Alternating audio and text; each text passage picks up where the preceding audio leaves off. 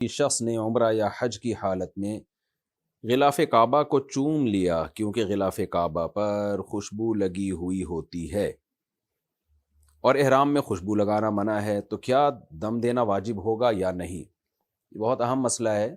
لوگ احرام کی حالت میں حجر اسود کا بوسہ بھی لے رہے ہوتے ہیں اور بعض دفعہ غلاف کعبہ پر خوشبو لگی ہوئی ہوتی ہے، اس کو چوم لیتے ہیں۔ تو اگر آپ کو پتہ ہو کہ غلاف کعبہ پر خوشبو لگی ہے، یا پتہ نہ بھی ہو لیکن آپ نے غلاف کعبہ کو چوما یا ہاتھ لگایا اور اس سے خوشبو آپ کے ہاتھ پہ لگ گئی، اسی طرح آپ نے حالت احرام میں حجر اسود کا بوسہ لیا اور خوشبو آپ کے ہونٹوں پہ لگ گئی، تو یہ ٹھیک نہیں ہے، چاہے آپ کو پہلے سے پتہ ہو یا پتہ نہ ہو۔ عام طور پہ غلاف کعبہ پہ ہر جگہ خوشبو نہیں لگی ہوئی ہوتی۔ میں نے بھی الحمدللہ اللہ نے مجھے توفیق دی ہے حج عمرے کی، تو مخصوص جگہ ہیں جہاں غلاف کعبہ پر خوشبو لگائی جاتی ہے۔ نارملی غلاف کعبہ پر میرے ابھی تک جب تک جو میں نے اسفار کی اس میں نہیں، البتہ حجر اسود پہ خوشبو لگی ہوتی ہے۔ تو اس میں مسئلہ یہ ہے کہ اگر آپ نے خوشبو والی جگہ کو چوم لیا حالت احرام میں، تو مختلف اقوال ہیں اس میں کہ کتنی مقدار میں خوشبو لگنے سے دم واجب ہوگا۔ تو اس میں بنوری ٹاؤن کا فتویٰ نقل کر رہا ہوں۔ وہ فتویٰ یہ ہے کہ اگر بہت زیادہ مقدار میں خوشبو لگی ہے، یعنی آپ نے حجر اسود کا بوسہ لیا یا غلاف کعبہ کو چوما آپ نے، تو بہت زیادہ اگر تیز خوشبو ہے تو پھر آپ کے ہونٹوں کے 1/4 یعنی 1/4 حصے پر اگر خوشبو لگے گی تو دم دینا واجب ہو جائے گا، اور اس سے کم پہ اگر لگے گی تو دم واجب نہیں ہے۔ اور اگر اس سے یعنی بہت تیز خوشبو نہیں ہے تو پھر کیا ہوگا کہ پھر صدقہ واجب ہوگا آپ کے اوپر، دم واجب نہیں ہوگا۔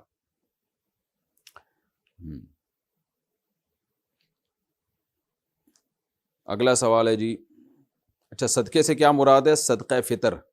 صدقہ فطر کا مطلب 2.25 کلو گندم، اور بعض علماء کے نزدیک 2.25 کلو گندم کی قیمت۔ تو خلاصہ کیا نکلا کہ اگر 1/3 عضو پر خوشبو لگ جائے، تیز خوشبو، 1/4 عضو پر تیز خوشبو لگ جائے تو دم واجب ہوگا۔ اگر 1/3 عضو سے کم پہ تیز خوشبو لگی ہے تو دم واجب نہیں ہے۔ اور اگر خوشبو ہلکی ہے، عام طور پر میرا خیال ہے ہلکی خوشبو ہی ہوتی ہے، ایسی نہیں ہوتی کہ آپ نے حجر اسود کو بوسہ دیا تو آپ کے ہونٹ سے بہت تیز خوشبو آنے لگے، تو پھر پورے ہونٹوں پہ جب تک وہ نہیں لگے گی اس وقت تک دم واجب نہیں ہوگا، یا پورے ہاتھ پہ جب تک نہیں لگے گی دم واجب نہیں ہوگا۔ تو ایسی صورت میں صدقہ واجب ہے۔ صدقہ کا مطلب 2.25 کلو گندم یا 4.5 کلو کھجور وغیرہ کے بقدر جو ہے آپ ریال صدقہ کر دیں۔ ویسے بھی جب ہم حج یا عمرہ کرتے ہیں نا تو واپسی پہ یعنی احرام سے نکلنے کے بعد چند ریال صدقہ کر دینے چاہیے، تاکہ احرام کے خلاف کوئی کام اگر ہم سے ہو گیا ہو تو اس صدقے سے اس کی تلافی ہو جائے۔ اور یہ نیت کر لینی چاہیے کہ مجھ سے کوئی احرام کی پابندیوں میں کچھ مخالفت ہو گئی ہو تو یہ اس کی یعنی اس کی تلافی ہوگی اس سے۔ کیا بال لمبے رکھنے سے نماز ہو جاتی ہے یا نہیں؟ اس کا مطلب میری تو پھر نماز ہی نہیں ہو رہی 20 سال سے۔ ہو جاتی ہے بھائی، نماز کا بالوں سے کیا تعلق ہے؟ کیا لڑکی کو جائیداد سے عاق کرنا صحیح ہے؟ نہ لڑکے کو جائیداد سے عاق کرنا صحیح ہے، نہ لڑکی کو جائیداد سے عاق کرنا صحیح ہے، یہ گناہ ہے، اور عاق ہوتا بھی نہیں ہے کوئی اس طریقے سے۔ اگر باپ نے کہہ دیا کہ میری جائیداد سے میں نے فلاں کو عاق کر دیا، اخبار میں اشتہار بھی دے دیا، ڈاکومنٹس بھی بنا دیا، تو بھی شرعاً وہ عاق نہیں ہوتا، وراثت میں اس کو حصہ ملے گا۔ تو اگر آپ کی اولاد میں کوئی بہت زیادہ نالائق نشئی پیدا ہو گیا اور باپ کو ستا رہا ہے، ماں کو ستا رہا ہے، تو پھر اس کو عاق کرنے کا طریقہ یہ ہے کہ آپ زندگی ہی میں اپنی جائیداد تقسیم کر دیں اور وارثوں کو ہینڈ اوور کر دیں، اس کو زندگی میں یعنی دے دلا کے فارغ کریں سب کو۔ بچے ہی جب کچھ بچے گا ہی نہیں مرنے کے بعد تو پھر اس کو بھی نہیں ملے گا، لیکن بہرحال مرنے کے بعد جو ہے اس کا حصہ ہوگا اگر جو وراثت آپ نے چھوڑی ہے۔ جعفر اقبال ہنگو سے، مجھے میرے دوست نے بکری دی ہے کہ اس کو پالو، آدھے پیسے اس کے ہیں اور آدھے میرے ہیں، کیا اس طرح کرنا صحیح ہے؟ یعنی آدھے پیسے بکری خریدنے میں اس کے اور آدھے پیسے بکری خریدنے میں آپ کے، تو دونوں نے مل کے بکری خریدی، تو آدھی بکری اس کی آدھی بکری آپ کی۔ اب آپ پالے، بہت اچھی بات ہے۔ آگے آپ نے بتایا نہیں کہ ایگریمنٹ کیا ہوا ہے، پالنے کے بعد کیا ہوگا، پروفٹ جب وہ بکری بکے گی یا بچہ دے گی تو بچہ دونوں کا ہوگا، دودھ میں تقسیم کریں گے، دودھ بکے گا. تو جب سوال ہی مجمل ہے تو میں جواب کیسے دوں؟ عام طور پر اس میں یہ ہوتا ہے کہ دو لوگ جانور مل کے لیتے ہیں، پھر ایک پالتا ہے، محنت کرتا ہے. بلکہ عام طور پر گاؤں دیہاتوں میں ایسا ہوتا ہے جانور ایک کا ہوتا ہے اور پالتا اسے دوسرا ہے. تو جو دوسرا آدمی پالتا ہے وہ کیا کرتا ہے کہ بھائی پھر اس جانور سے جو بھی فائدہ ہوگا آدھا آدھا ہوگا، بچہ ہوا بکے گا آدھا آدھا، دودھ ہوا اس کا پروفٹ آدھا آدھا. یہ طریقہ ٹھیک نہیں ہے، کیونکہ وہ جانور میں آپ کے ساتھ پارٹنر تو ہے ہی نہیں، وہ پارٹنر نہیں ہے آپ کے ساتھ، آدھا جانور اس کا نہیں ہے، پورا جانور آپ کا ہے. تو لہذا پورا پروفٹ بھی جانور کا آپ کا ہی ہوگا. اس کو پالنے کی متعین اجرت ملے گی اور چارے کا خرچہ بھی شرعاً آپ کے ذمہ ہوگا اگر وہ خرید کے کھلاتا ہے. تو شریعت میں جو انویسٹر ہوتا ہے نا، سارے ایکسپینسز اس انویسٹر کے ذمے ہوتے ہیں، اور کیونکہ وہ مالک ہوتا ہے، اور جو ذمہ داریاں ہیں، لائبلٹیز ہیں، وہ بھی انویسٹر کے ذمے ہوتی ہیں. یعنی اس کے چارے کا خرچہ، اس کی بیماریوں کا خرچہ، وہ مر گیا تو سارا نقصان بھی انویسٹر کا ہے. تو جو کام کرنے والا ہے نا، اس کو اس کام کی اجرت ملتی ہے. لہذا گائے بکری جب کسی کو دیں تو آپ کی بکری ہے، آپ کی گائے ہے، تو آپ اس کو یوں بولیں کہ بھائی تمہیں ہر مہینے اس کی اتنی اجرت ملے گی، تم میرے لیے اس کو پالو گے، اور جو اس پہ خرچہ آئے گا وہ ہر مہینے مجھے بتاتے رہا کرو، وہ میں تمہیں دے دوں گا. اب اس میں انویسٹر کو بعض دفعہ بہت زیادہ نقصان ہو سکتا ہے کہ بھائی اتنا خرچہ ہو جائے اور پھر پتہ نہیں پروفٹ ہو یا نہ ہو. تو اس کا طریقہ یہ ہے کہ انویسٹر یہ کر سکتا ہے کہ بھائی تم اس کو پالو، ہر مہینے تمہاری اتنی اجرت ہے یا ایک سال کی تمہاری اتنی اجرت ہے، تو یہ اجرت میں تمہیں اس وقت دوں گا جب یہ جانور بکے گا.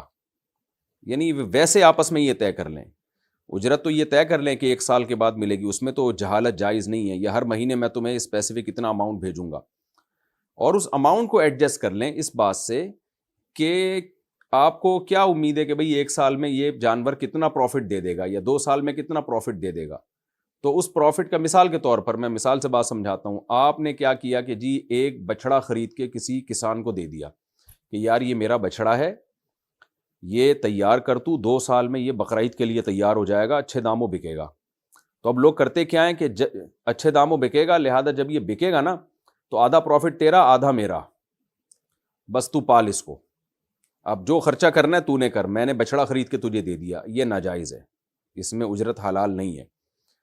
جائز طریقہ یہ ہے آپ نے کسان کو بچڑا پکڑا دیا اور کہا کہ بھائی تو اس کو پال، جو تو جنگل ونگل سے اس کو کھلائے گا وہ تو فری پھوکٹ کا ہے، ویسے جو تو اس کو کھلائے گا خرید کے تو وہ سارا خرچہ میرے ذمہ. تو جب یہ جانور پل کے بڑا ہو جائے گا 2 سال کے بعد جب یہ بکے گا بقرعید میں، تو میں تجھے اتنے پیسے دوں گا اس کے. یہ نہیں کہ جتنے کا بکے گا اس میں سے آدھا تیرا آدھا میرا، یہ ناجائز ہے، کیونکہ تو مزاربت ہے، اور مزاربت چیزوں میں نہیں ہوتی، مزاربت پیسوں میں ہوتی ہے. آپ نے پیسے دیے اور پیسے دے کے کہا کہ جو پروفٹ ہوگا اس میں آدھا تیرا آدھا میرا. تو یہاں کیونکہ پیسے نہیں دیے، بچڑا دیا ہے، تو بچڑے میں مزاربت نہیں ہوتی. تو لہذا آپ جب بچڑا کسی کو پالنے کے لیے دیں تو آپ کسان کو یہ کہیں کہ جب یہ بچڑا بکے گا 2 سال کے بعد اس کو ہم نے بقرعید میں بیچنا ہے، تو تمہیں میں اتنے اماؤنٹ دوں گا اس کا، یہ جو جتنے کا بکے گا نا تو وہ تو سارے میرے ہیں. اور ایک اندازہ لگا لیں 2 سال کے بعد یہ کتنے کا بکے گا. تو 2 سال کے بعد جتنے کا بکے گا بھائی یہ جو ہے تجھے 2 سال پالنے کی میں اتنی اجرت دے دوں گا، لاکھ روپے 1.5 لاکھ، وہ اماؤنٹ متعین کرنا پڑے گا کیونکہ اجرت میں جہالت جائز نہیں ہے. وہ اماؤنٹ آپ اس کا متعین کر دیں. اضافی مزید دینا چاہتے ہیں تو یوں کہہ سکتے ہیں کہ 2 سال کے بعد جو ہے یہ تجھے 1 یا 1.5 لاکھ روپے میں پلائی کے دوں گا، سارے ایکسپینسز میرے ذمہ ہیں، مر گیا تو بھی میرا نقصان. ہاں پھر ایک الگ ایگریمنٹ کر لیں 2 سال کے بعد کہ اب تو مارکیٹ میں اس کو لے جا کے بیچ، یہ اماؤنٹ تو تجھے ملے گا جو تو نے پالنے کی اجرت ہے. اب جب تو اس کو بیچے گا نا تو جتنے کا بیچے گا اس میں اتنے فیصد تیرے، اتنے فیصد میرے. وہ بیچنے کی الگ سے اجرت ہوگی، اس میں پرسنٹیج جائز ہے. یعنی اس کو بیچنے کا وکیل بنا دیا آپ نے اور کہا کہ جب تو اس کو بیچے گا نا تو بیچنے کی الگ سے میں تجھے اجرت دوں گا، تو جتنا مہنگا بیچے گا نا تو اتنا ہی تیرا پرسنٹیج. یہ میں اس لیے تدبیر بتا رہا ہوں کہ آپ نے اگر بچڑا کسان کو پکڑا دیا اور کہا کہ تجھے تو 2 سال کے بعد اتنے پیسے مل جائیں گے اور نفع نقصان سارا میرا، تو کسان کہے گا پھر میرا اس بچڑے سے لینا دینا کیا ہے. مجھے تو 1.5 سال کے بعد اجرت ملے گی سیدھی سیدھی، اب یہ مر جائے نہیں مرے، یہ مہنگا بکے سستا بکے، میرا اس سے کیا. ہاں پہلے اگر مر گیا تو پھر ظاہر ہے اجرت میں کٹوتی ہوگی، 2 سال پالا ہی نہیں ہے تو نے، پالا ہی 1 سال ہے، لیکن یہ کہ وہ پھر توجہ نہیں دیتا. تو آپ اس کو یہ بتا دیں کہ بھائی ٹھیک ہے یہ بچڑا ہے، میں تجھے اتنے پیسے دے رہا ہوں، لیکن میں تجھ سے ایک وعدہ کرتا ہوں، یہ وعدہ بھی یقینی نہیں ہے، ایک میرا خیال ہے کہ پھر تو ہی اس کو مارکیٹ میں لے جا کے بیچے گا، تو دیکھ جتنے کا بکے گا نا، یہ جتنے کا بکے گا اس میں 25% یا 10% تیرے ہوں گے. تو ایسا کھلائی پلائی کرنی ہے، ایسا اس کی کیئر کرنی ہے کہ یہ بکے تو تگڑی قیمت پہ جائے، تو تیرا بھی تگڑا پروفٹ ہوگا. اس طرح سے جائز ہے. ایک طریقہ یہ بھی ہو سکتا ہے کہ آپ اس کو بچڑا خرید کے نہ دیں، آپ اس کو پیسے دیں. مثال کے طور پر 1 لاکھ کا بچڑا آ رہا ہے، آپ کہیں کہ یہ 1 لاکھ روپے مزاربت پہ میں تجھے دے رہا ہوں، اس 1 لاکھ کو تو کاروبار میں لگا، 2 سال کے بعد جتنا پروفٹ ہوگا آدھا تیرا آدھا میرا. اور پھر اس کو بتا دیں کہ کاروبار میں بہترین کاروبار یہ کہ اس سے وہ فلاں جگہ بچڑا کھڑا ہوا ہے وہ خرید کے اس کی کھلائی پلائی کر، اور پھر اس بچڑے کو بقرعید میں بیچ دے. ایکسپینسز یہاں بھی انویسٹر ہی کے ذمے ہوں گے، جو بھی کھلائی پلائی کی اجرت ہے.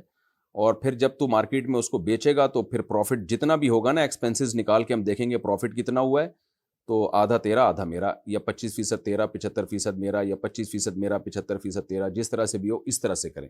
یہ جو آج کل جانور پلائی پہ دیتے ہیں نا جس طرح سے، اس میں یہ کہ انویسٹر کا جانور ہوتا ہے اور کھلائی پلائی کا خرچہ وہ شخص اٹھا رہا ہوتا ہے جو اس جانور کا مالک ہی نہیں ہے، تو یہ ٹھیک نہیں ہے. ہاں یہ کیا جا سکتا ہے کہ انویسٹر کے ذمے کھلائی پلائی کا سارا خرچہ ہو، لیکن انویسٹر وہ خرچہ ابھی نہ دے، وہ کہے کہ بھائی فی الحال تو خرچہ کر لے اپنی جیب سے، لیکن لکھتا رہے، جب پروفٹ ہوگا نا تو اس میں سے یہ خرچہ مائنس کر لینا. اس طرح کیا جا سکتا ہے، لیکن ہوگا خرچہ انویسٹر ہی کے ذمے، خوب سمجھ لیں. اچھا بھائی، روزیہ بی میانمار سے یعنی برما سے انہوں نے سوال پوچھا ہے، کیا لڑکیاں اپنے بالوں کو مشین سے سیدھا کر سکتی ہیں؟ جی بالکل سیدھا کر سکتی ہیں، کوئی حرج نہیں ہے اس میں. جن کے سیدھے بال ہیں وہ مشین سے ٹیڑھا بھی کر سکتی ہے. عجیب فیشن ہے، جن کے خواتین کے سیدھے بال ہوتے ہیں وہ مشین کے ذریعے ان کو گھنگریالے بنا رہی ہوتی ہیں، جن کے گھنگریالے ہوتے ہیں وہ سیدھا کر رہی ہوتی ہیں ان بالوں کو. خیر جیسے اچھا لگے. ممبئی انڈیا سے، میں اپنی خالہ کی بیٹی کو پسند کرتا ہوں اور وہ بھی مجھے پسند کرتی ہے، کیا ہم دونوں واٹس ایپ پر بات کر سکتے ہیں؟ شریعت میں اس کا کیا حکم ہے؟ اگر پسند نہ کرتے ہوتے نا تو کوئی ضرورت کی بات کی گنجائش ہوتی، چونکہ پسند کرتے ہیں اس لیے بالکل گنجائش نہیں ہے بات چیت کرنے کی. آپ نکاح کر لیں اس سے، نکاح ہو جائے پھر آپ بات چیت کریں. نکاح نہیں ہے تو آپ کے لیے نامحرم ہے اور فتنے کا شدید خطرہ ہے اس میں. آپ کی ڈیزائرز اس کے لیے، اس کی خواہشات آپ کے لیے، تو یہی تو غیر محرم سے جائز نہیں ہے ایسا رشتہ، تو آپ کے لیے جائز نہیں ہے واٹس ایپ پہ اس سے بات چیت کرنا. یہ پیکیج آپ کے لیے تو ہے ہی نہیں. ویسے تو کسی کے لیے بھی نہیں ہے اپنی خالہ زاد بہن سے بے تکلف ہونا، کیونکہ وہ سگی بہن نہیں ہوتی، لیکن بہرحال ضرورت کے وقت بات کرنی پڑ جاتی ہے بعض دفعہ. لیکن آپ کا تو کیونکہ ایک دوسرے کی طرف میلان ہے، آپ کے لیے تو ضرورت کے وقت بھی بات صحیح نہیں ہے، بلکہ کسی کے ذریعے سے کوئی بہت ضروری بات بھی ہو تو کسی ذریعے سے پیغام دلوائیں آپ، کہ آپ کے خراب ہونے کا بہت خطرہ ہے، بہت خطرہ. اویس صاحب کشمیر سے کہتے ہیں، کیا شادی سے پہلے لڑکا اور لڑکی کے نام کا جوڑ دیکھنا ضروری ہے؟ نام کا کوئی جوڑ ووڑ نہیں ہوتا. بعض دفعہ چنگیز خان کی بیٹی کی شادی ہو رہی ہوتی ہے بزدل خان کے بیٹے سے، اور شوہر کا نام چنگیز خان ہوتا ہے، بیوی کا نام اچھا وہ ہوتا چنگیز خان ہے، اور پرسنالٹی اس کی ایسی ہوتی ہے کہ گیرڑوں والی پرسنالٹی ہو سکتی ہے اس کی. تو نام سے کو زیادہ وہ لفٹ نہ کرایا کریں.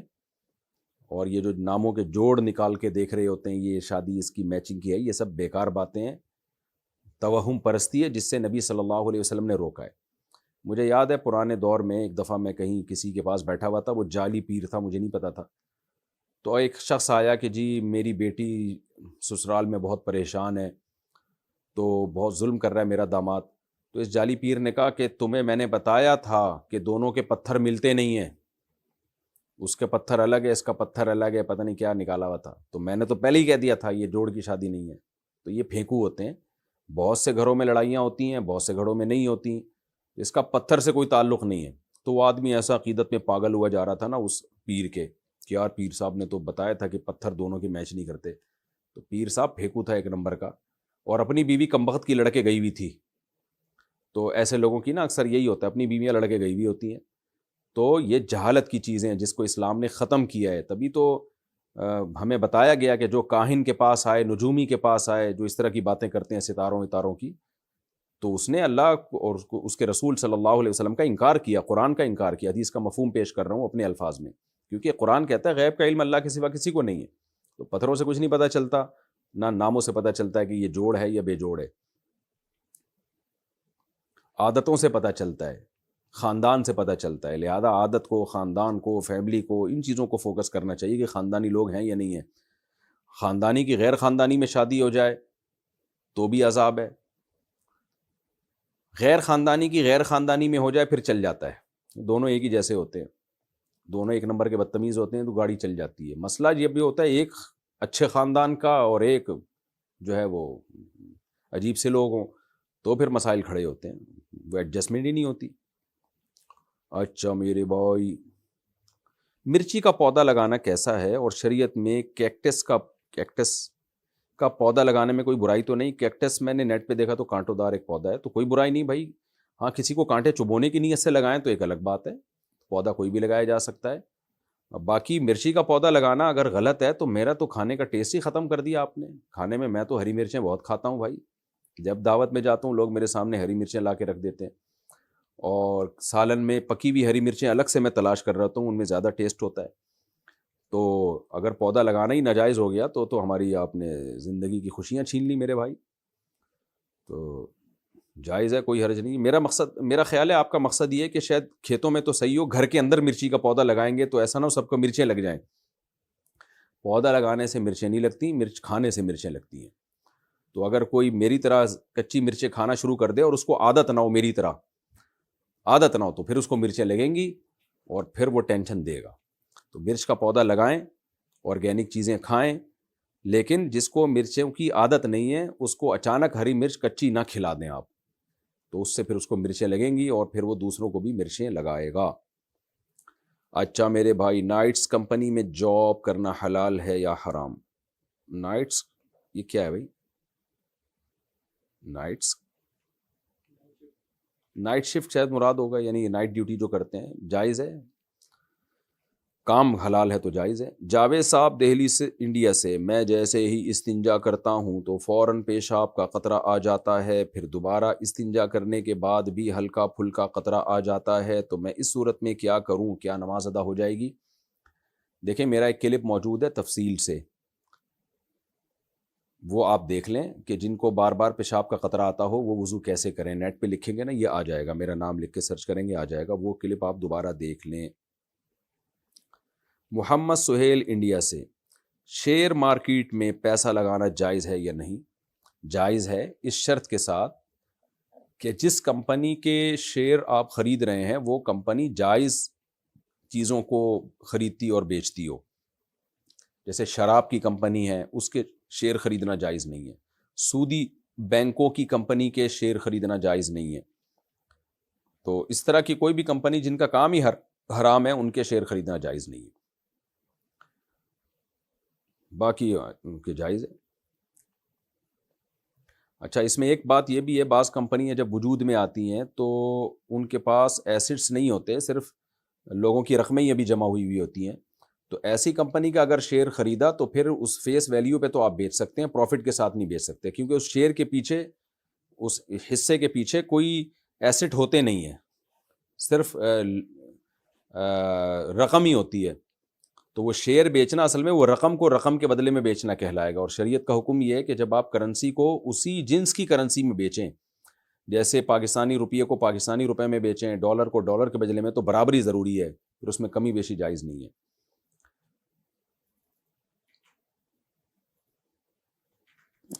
اور اگر اس کمپنی کے ایسٹس ہیں، جیسے عام طور پہ کمپنیوں کے ہوتے ہیں، وجود میں آ گئی ہے، اس کے پیچھے یعنی کچھ چیزوں کی خرید و فروخت کر رہی ہے، پھر شیئر کو آپ نفع اور نقصان پہ بیچ سکتے ہیں، لیکن شیئر پہ قبضہ ہونے کے بعد، یعنی وہ آپ کے نام ٹرانسفر ہو جائے. اور اس میں بھی اسپاٹ سیل ہوگا، اس میں آپ فیوچر سیل، فارورڈ سیل یہ جائز نہیں ہے. کیا بغیر وضو کے موبائل میں قرآن شریف پڑھ سکتے ہیں؟ جی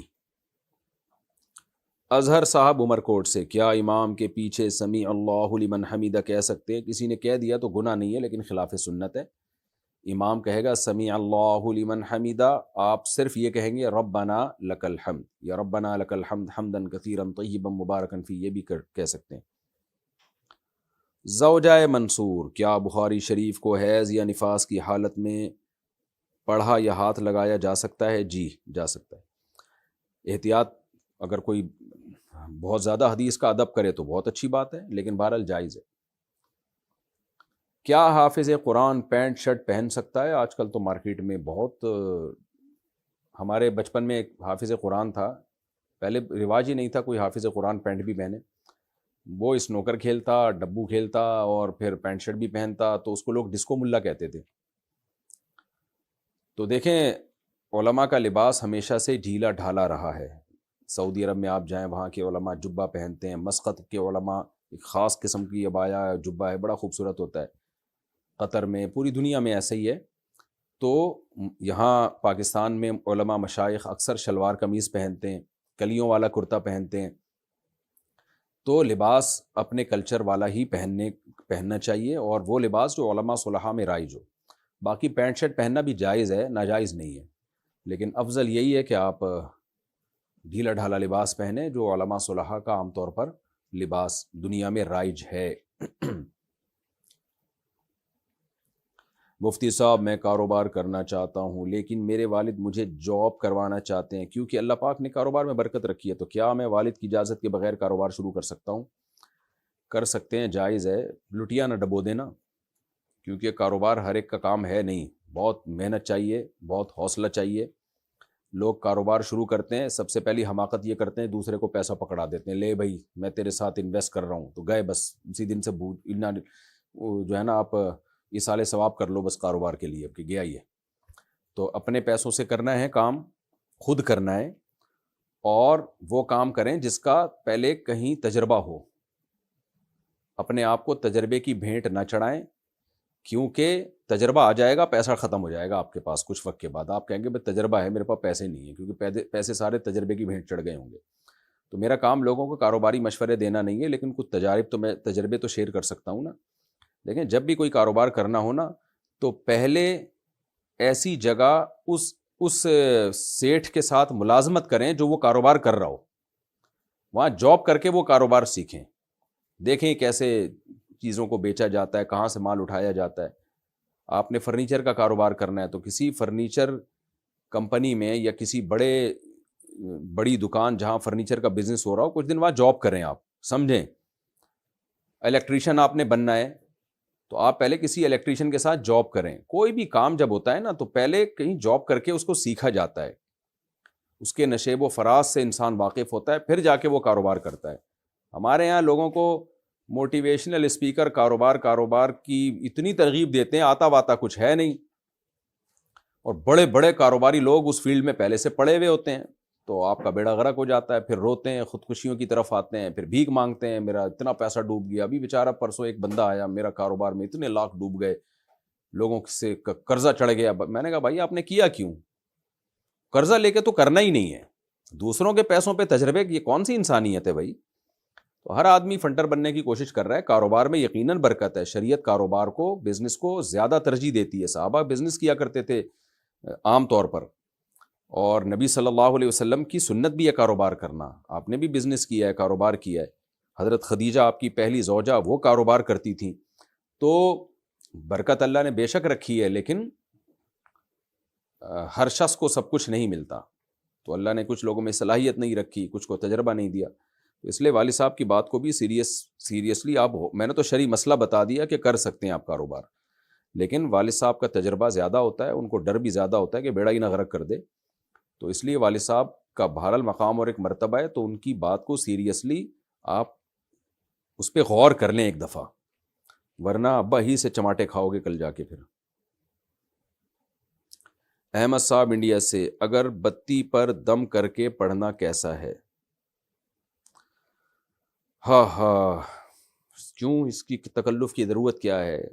جب شریعت میں جو دم ثابت ہے، جو نبی سے صحیح حدیث سے ثابت ہے، اس کو کیوں چھوڑ رہے ہیں؟ نبی صلی اللہ علیہ وسلم رات کو سونے سے پہلے تینوں قل پڑھ کے ہاتھ پہ پھونک مار کے اپنی باڈی پہ دم کیا کرتے تھے، بس اتنا کافی ہے۔ ان چیزوں میں آپ جتنا آگے جائیں گے وہم کا دروازہ کھلتا چلا جائے گا۔ میں نے ایسے لوگ بھی دیکھے کہ وہ پہلے یوں دم کرتے ہیں، سورہ فلق سورہ ناس پڑھ کے یوں یوں یوں کیا، پھر وہ انگوٹھے تک اپنے ہاتھ پہنچا رہے ہوتے ہیں، پھر پشت پہ بھی جہاں ہاتھ نہیں جا رہا وہاں بھی، کہ ایسا نہ ہو یہ جگہ رہ گئی تو یہاں کوئی جن چڑیل بھوت نہ چمٹ جائے۔ پھر جب ان کو تسلی نہیں ہوتی تو پنکھے پہ پھونک مارتے ہیں تاکہ وہ دم کی ہوا سب جگہ پھیل جائے۔ تو لا تشددوا فیشدد اللہ علیکم، حدیث میں آتے ہیں اپنے اوپر مشکلات پیدا نہ کرو تو آسانیاں پیدا کرو، جتنا شریعت نے بتا دیا دم بس اتنا کافی ہے۔ بعض لوگ عجیب طریقے سے چھو چھو چھو چھو کر رہے ہوتے ہیں نمازوں کے بعد، اور دوسرے پہ بھی چھو چھو مار رہے ہوتے ہیں۔ بعض خواتین ایسا کرتی ہیں، رات کو سونے سے پہلے پہلے یوں دم کیا، پھر شوہر پہ بھی پھونک ماری، پھر بچوں میں ایک ایک پہ اٹھا اٹھا کے پھونک ماری۔ تو بس اتنا کافی ہے بھائی، ایک دفعہ بچے کو آپ سورہ فلق سورہ ناس پڑھ کے ایک دفعہ دم کر دیں، وہ تو اچھی بات ہے، بس کافی ہے اتنا ایک دفعہ۔ زیادہ اس میں وہم کرنا، اٹھ اٹھ کے رات کو پھونکے مارنا اور پنکھوں میں پھونکے مارنا، یہ نہیں دیکھ رہے ہوتے کہ ایگزاسٹ فین لگا ہوا ہے، وہ ساری پھونک باہر نکل گئی ہے آپ کی۔ اب یہ وہمی لوگ میری یہ بات سن کے اور ٹینشن میں آ جائیں گے کہ یار ہماری تو ساری پھونکیں ضائع ہو گئی، مفتی صاحب نے تو ہماری پھونک ہی نکال دی۔ جتنا وہم کرو گے اتنا پاگل ہو جاؤ گے۔ یہ عجیب و غریب سوال ہے بھائی، کیا شوہر کے سامنے ڈانس کر سکتے ہیں؟ دیکھو میاں بیوی کا آپس میں کوئی پردہ نہیں ہے، ایک دوسرے سے جس طرح سے چاہیں لطف اندوز ہو سکتے ہیں۔ شریعت نے کچھ پابندیاں لگائی ہیں میاں بیوی پہ، وہ بہت دفعہ میں بتا چکا ہوں، وہ شریعت سے ثابت ہیں اور وہ اجماعی مسائل ہیں، ان کو دوبارہ تذکرہ کرنے کی ضرورت نہیں ہے۔ تو جب میاں بیوی ایک دوسرے سے ہر طرح سے لطف اندوز ہو سکتے ہیں تو میاں بیوی کا معاملہ ہے، جو چاہیں کریں بھائی۔ بعض علماء اسے ناجائز کہتے ہیں بیوی کا شوہر کے سامنے ڈانس کرنا، لیکن اس کے ناجائز ہونے کی کوئی دلیل نہیں ہے۔ تو بعض بڑے متدین علماء سے میں نے یہ مسئلہ سنا ہے، وہ کہتے ہیں کہ اس کے ناجائز ہونے کی کوئی دلیل نہیں ہے۔ تو بعض دفعہ ٹھیک ہے، جو علماء ہیں مشائخ ہیں ان کا ایک مقام ہوتا ہے، مرتبہ ہوتا ہے، ان کو اپنی بیوی پہ بھی یہ چیز پسند نہیں ہے کہ وہ ہمارے سامنے ڈانس کرے، لیکن یہ کہ ظاہر ہے شریعت پر آپ اپنے مزاج کو نہیں داخل کر سکتے۔ ایک حیا ہونا ایک الگ چیز ہے، میاں بیوی کے مزاج میں حیا غالب ہو تو حیا تو جتنی زیادہ ہو شریعت اس کو پروموٹ کرتی ہے، لیکن شریعت نے ہمیں یہ بھی بتایا ہے کہ میاں بیوی کا ایک دوسرے سے پردہ نہیں ہے، وہ ایک دوسرے سے کسی بھی طرح سے جائز حدود کے اندر لطف اندوز ہو سکتے ہیں، تو اس عمل کے ناجائز ہونے کی کوئی دلیل نہیں ہے۔ باقی کسی کی طبیعت میں حیا کا بہت زیادہ غلبہ ہو تو اچھی بات ہے، حیا جتنی زیادہ ہو اتنا اچھا ہے بھائی۔ حسان امیتھی، قضا نماز میں کتنی رکعتیں پڑھنی چاہیے؟ 5 قضا نمازیں پڑھنے کا صحیح طریقہ بتا دے بھائی۔ قضا نماز میں اتنی ہی پڑھنی چاہیے جتنی ادا نماز میں، البتہ سنت موقدہ چھوڑ دیں، صرف فرض پڑھیں اور وطر بھی پڑھیں کیونکہ وہ واجب ہیں، حدیث سے اس کا لازم ہونا ثابت ہے۔ ان اللہ زادکم صلاۃ الا وہی الوتر، صحیح حدیث ہے، اللہ نے ایک اور نماز کا اضافہ کر دیا، وہ وطر ہے۔ من لم یوتر فلیس منا، جو وطر نہیں پڑھتا وہ ہم میں سے نہیں ہے۔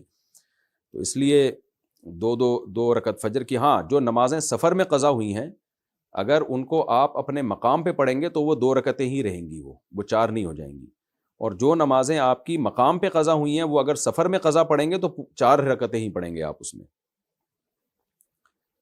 ناہید خان انڈیا سے، باقی قضاء عمری کا طریقہ جو ہے نا اس پہ میرا کلپ موجود ہے، یوٹیوب پہ سرچ کریں قضاء عمری کا طریقہ مفتی طارق مسعود، تو پورا طریقہ آ جائے گا اس میں۔ ناہید خان انڈیا سے، میرے شوہر سے میری بہت لڑائی ہوتی ہے، وہ بھی مجھے برا بھلا بولتے ہیں اور میں بھی بہت کچھ بول دیتی ہوں، کیا میری بد کلامی کی معافی ہو جائے گی؟ یہ تو شوہر سے پوچھیں، وہ بتائے گا آپ کو۔ معافی مانگ لیا کریں، شوہر کے سامنے زبان نہ چلائے کریں، شوہر کو بھی چاہیے اپنے اخلاق اچھے رکھے، لیکن ماتحت پہ ذمہ داری زیادہ ہوتی ہے۔ شوہر ہونے کے ساتھ ساتھ گھر کا سربراہ بھی ہے، تو اگر کبھی اونچ نیچ ہو جائے تو اپنی آواز کو پست کر لیں، تھوڑا برداشت کر لیں، اس سے شوہر کے دل میں محبت ہی پیدا ہوگی۔ تو میں نہیں کہہ رہا کہ شوہر اونچی آواز سے چیخ چیخ کے بات کرتا ہے کوئی اچھا کام کرتا ہے، لیکن گھر کو چلانے میں، گھر کے اندر چونکہ اس کی حیثیت سربراہ کی ہے، تو اس لیے آپ دیکھیں نا جب دفتروں میں باس جب ڈانٹتا ہے نا تو امپلائیز آگے سے جواب نہیں دیتے، ان کو پتہ ہے یہ نکال دے گا جاب سے ہمیں۔ تو شوہر گھر میں نہیں کہہ رہا کہ وہ اس باس کی طرح جو کمپنی میں باس ہوتا ہے، لیکن بہرحال ایک درجہ اللہ نے اس کا بلند تو کیا ہے نا، تو اللہ کی خاطر اس کی اونچ نیچ کو برداشت کر لینا چاہیے. اور میں نے دیکھا ہے جو خواتین شوہر کے غصے کو برداشت کر لیں، تھوڑی دیر کی ٹینشن ہوتی ہے لیکن اس سے بہت سارے فائدے حاصل ہوتے ہیں، گھر ٹوٹنے سے بچتے ہیں، بہت سارے بینیفٹس، بہت سارے فائدے شوہر سے ان کو مل جاتے ہیں. شوہر کو شریعت نے یہی حکم دیا ہے کہ تم میں سب سے اچھا وہ ہے جو جس کے اخلاق اپنی زوجہ کے ساتھ اچھے ہیں. لیکن عورت کو شریعت نے یہ حکم دیا ہے کہ اگر شوہر کی طرف سے اونچ نیچ ہو جائے تو عورت کو چاہیے وہ حتی الامکان برداشت کرے. ہاں، ہر برداشت کی ایک لمٹ ہوتی ہے، لیکن بہرحال جتنا برداشت کر سکتی ہیں برداشت کریں، اس سے گھر جنت بنے گا. دونوں ہی لڑنا شروع کر دیں تو پھر تو گھر ٹوٹتے ہیں ایسی صورت میں. قاسم محمد فیصل آباد سے، دیکھو اس کی مثال ایسے ہے کہ آگ میں آپ پیٹرول ڈال دیں تو وہ تو بھڑک جائے گی نا. آگ میں ہمیشہ پانی ڈالا جاتا ہے. شوہر غضبناک ہے، جیسے توے پہ بیٹھا ہوا ہے، ایسا ہی ہوتا ہے عام طور پہ، 2 فٹ اچھل رہا ہے تو بیوی بھی اسی طرح اچھلنا شروع کر دے. اس کا مطلب تو ہے وہ پہلے آگ لگی ہوئی تھی، آپ نے اس میں پیٹرول ڈال دیا، اس کا رزلٹ کیا نکلے گا؟ تباہ ہو جائے گا گھر. ہم نے اپنے بڑوں میں دیکھا ہے، ایک کو غصہ آتا تھا دوسرا تھوڑا برداشت کر لیتا تھا. بہت دیکھا ہے ہم نے یہ. شوہر کو پتا ہے بیوی بہت تپی ہوئی آج تو تھوڑا سا میں برداشت کر لوں، بیوی کو پتا ہوتا ہے آج میرے میاں کا میٹر شارٹ ہے تو تھوڑا سا آج میں اپنی زبان پہ کنٹرول کر لوں. تو کنٹرولنگ سسٹم ہی ختم ہو رہا ہے. اور یہ ڈرامے فلمیں میڈیا نے برباد کی ہے. زیادہ تر فلموں میں چیخ چیخ کے، ڈراموں میں چیخ چیخ کے جب دکھاتے نا شٹ اپ، یہ کرو وہ کرو اور دفع ہو جاؤ، تو یہی چیزیں ماشاءاللہ گھر میں چلیں گی. پھر یہ سب چیزیں ہمارے لاشعور پہ اثر کرتی ہیں اور انسان لاشعوری طور پر انہی چیزوں کو اختیار کرنا شروع کر دیتا ہے. بہرحال عورت کے لیے شوہر کا بہت بڑا حق ہے. نبی نے فرمایا جس عورت کا شوہر راضی نہیں ہے وہ عورت جنت میں نہیں جا سکتی. اور یہ اس شوہر کے بارے میں جو بیسک حقوق پورے کر رہا ہو، بیسک حقوق، اونچ نیچ تھوڑی بہت ہر گھر میں ہوتی ہے.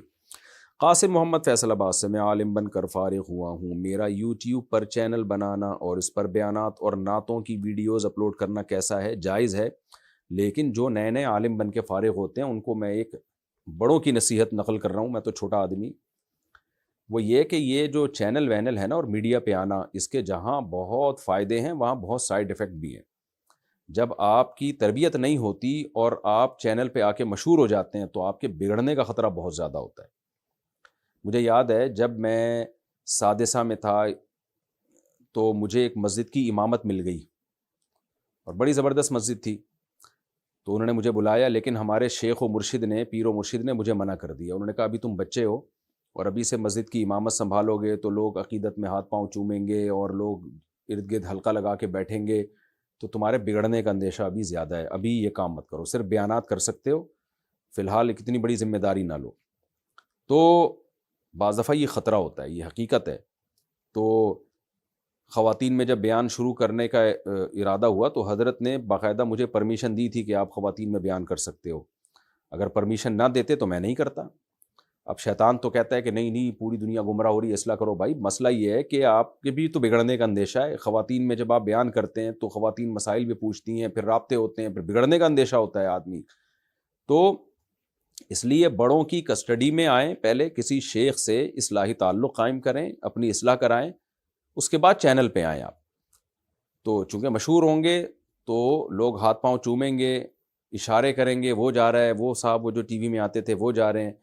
تو اس سے بہت زیادہ خطرہ ہوتا ہے بگڑنے کا. پھر علم میں کمال نہیں ہوتا تو یوٹیوب پہ آ کے علمی غلطیاں بہت کرنا شروع کر دیتے ہیں. وہ ایک صاحب ہیں، انہوں نے آ کے اتنا غلط مسئلہ بیان کیا کہ بیوی کو اگر طلاق ہو جائے تو آپ ساس سے نکاح کر سکتے ہیں. وہ بھائی صاحب ساس تو ہمیشہ کے لیے حرام ہوتی ہے. تو ایسے اجماعی مسائل کی مخالفت بعض دفعہ شروع کر دیتے ہیں.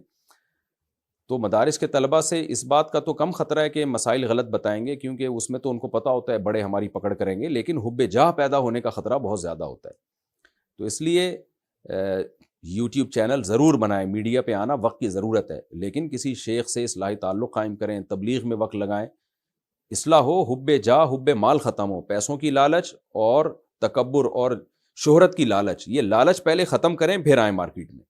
ہمارے حضرت فرمایا کرتے تھے یہ شہرت اور دولت یہ سانپ ہیں. تو اگر آپ سپیرے ہیں نا، سانپ پالنے کا فن جانتے ہیں تو پھر سانپ پالیں آپ، پھر یہ سانپ آپ کو فائدہ دے گا. لیکن اگر آپ سپیرے نہیں ہیں اور آپ نے سانپ ہاتھ میں لے لیا کہ میں اس سے پیسہ کماؤں گا، عزت کماؤں گا، وہی سانپ آپ کو ڈسے گا. بھائی تو دولت اور شہرت بھی ایسی چیز ہے. تو اگر اصلاحی تعلق ہے اہل علم سے، بزرگوں سے، تبلیغ میں وقت لگا ہوا ہے، اچھا اصلاح ہو گئی ہے، یعنی اپنے بارے میں تو کبھی انسان دعویٰ نہیں کرتا میری اصلاح ہو گئی ہے، لیکن بڑے کہہ دیں کہ ہاں بھائی تم اس قابل ہو کہ اب تم چینل بھی بنا سکتے ہو، تم لوگوں میں یہ کام بھی کر سکتے ہو، تو پھر کریں. کیونکہ یہ بچے نئے نئے فارغ ہوتے ہیں، سب چینل بنا رہے ہیں اور شو بازیوں میں لگے ہوئے ہیں. ایک مولانا صاحب میں نے دیکھے ساحل سمندر پہ چشمے لگا لگا کے نا سائڈ پوز بنا بنا کے اپنی تصویریں ڈال رہے ہیں. اور بھائی تم کیا کر رہے ہو؟ یہ فلمی ایکٹروں کا کام ہے. اچھا میری جو ایسی تصویریں آ رہی ہوتی ہیں میں نہیں بنا رہا ہوتا بھائی، میں ان چیزوں کو ناپسند کرتا ہوں. آ رہی ہوتی ہے نا میں یوں اسٹائل سے یوں چل چل کے جا رہا ہوں اور یوں اسٹائل مار رہا ہوں، یوں دیکھ رہا ہوں اور ایسے کر رہا ہوں اور چشمہ لگا رہا ہوں. مجھے ان چیزوں سے نفرت ہے. لوگ چھپ چھپ کے میری ایسی ویڈیوز بنا رہے ہوتے ہیں اسٹائلش قسم کی. ایک دفعہ آئی کہ میں ریوو گاڑی میں ڈھاڑ کر کے بیٹھ رہا ہوں اور یوں ڈرائیو کر رہا ہوں، منع کرنے کے باوجود بندے نے میری ویڈیو بنائی. تو میں تو ان چیزوں کو نہیں پسند کرتا. یہ شو بازیاں یہ فلمی اداکاروں کا کام ہوتا ہے کہ وہ شو ماریں. اور یہ چیزیں، ان چیزوں سے علماء کی عزت نہیں بڑھتی ہے، عقل مندوں کی نظر میں عزت کم ہو جاتی ہے کہ بھائی آپ تو ہمیں آخرت سکھاؤ، آپ تو ہمیں دنیا داری جو ہے دنیا داری سے ہٹاؤ، اور آپ ہی ان چیزوں میں لگ گئے. تو اب نئے نئے طلبہ آتے ہیں. وہ ایک طالب علم کو میں نے پکڑا کچھ دن پہلے، اتنی ٹک ٹاک پہ ویڈیوز ڈال رہا ہے، شو بازیوں میں لگ گیا بھائی. پھر میں نے مدرسے کے محتمم کو فون کیا، میں نے کہا اس طالب علم کو آپ کنٹرول کریں، اس کا کام ہی ہر وقت شو بازی ہیں. تو اس لیے یہ علماء صلحاء طلبہ پہ یہ چیزیں سوٹ نہیں کرتی.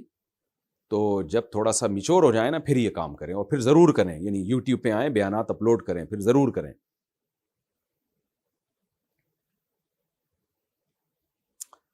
اچھا، محمد صارف انڈیا سے.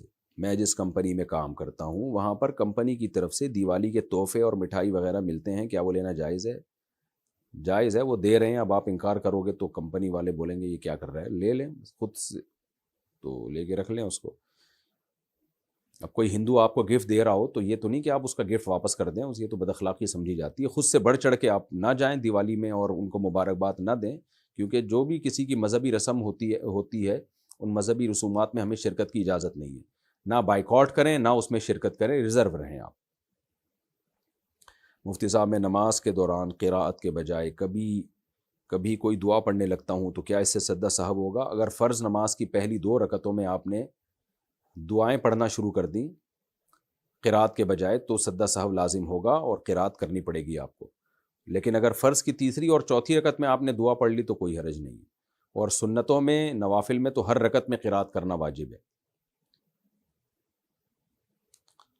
اچھا، اگر فرض نماز کی آخری 2 رکعتوں میں سورہ فاتحہ کے بعد کوئی سورت پڑھ لی تو کیا نماز ادا ہو جائے گی یا دوبارہ پڑھنی ہوگی؟ نہیں، ادا ہو جائے گی نماز، دوبارہ پڑھنے کی ضرورت نہیں ہے. نبی صلی اللہ علیہ وسلم سے فرض نماز کی آخری 2 رکعتوں میں قراءت بھی ثابت ہے. اگرچہ افضل یہی ہے کہ سورہ فاتحہ ہی پڑھی جائے، اس سے زیادہ نہیں، لیکن اگر کوئی پڑھ لے تو بھی کوئی گناہ نہیں ہے. کیا والدین، استاد یا کوئی بڑا آئے تو ان کی تعظیم کے طور پر کھڑا ہونا جائز ہے؟ جائز ہے، حدیث سے یہ بات ثابت ہے کہ آپ نے بڑوں کی تعظیم میں کھڑے ہونے کا حکم دیا. ہاں، کھڑے رہنا جائز نہیں ہے اجمیوں کی طرح. یعنی اس دور میں عجم میں یہ رواج تھا، اس دور کے اجمیوں کی بات کر رہا ہوں کہ جو بڑا آتا تھا تو کھڑے ہی رہتے تھے، یہ ٹھیک نہیں ہے. قوموا لسیدکم حدیث میں ثابت ہے کہ آپ نے حضرت سعد کے لیے فرمایا کہ یہ تمہارے سردار ہیں، ان کے لیے کھڑے ہو جاؤ. تو والدین سے بڑا کون ہو سکتا ہے بھائی؟ البتہ کھڑے رہنا ٹھیک نہیں ہے. ہاں، جو چاہتا ہے کہ لوگ میرے استقبال میں کھڑے ہوا کریں اس کے استقبال میں کھڑے نہیں ہونا چاہیے، یعنی تکبر کی وجہ سے یہ چاہتا ہو.